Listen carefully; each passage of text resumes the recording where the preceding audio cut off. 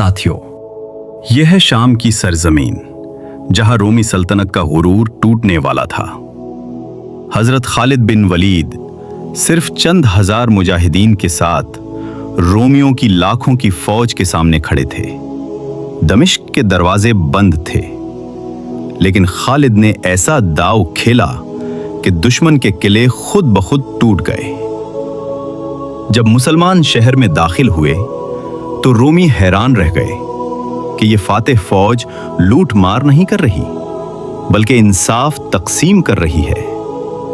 یوں شام کے بازاروں میں پہلی بار اذان کی صدا گونجی اور صلیب کے سائے میں حلال کا پرچم لہرا گیا۔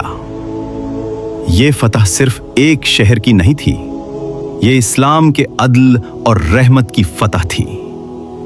یہ تھی فتح شام۔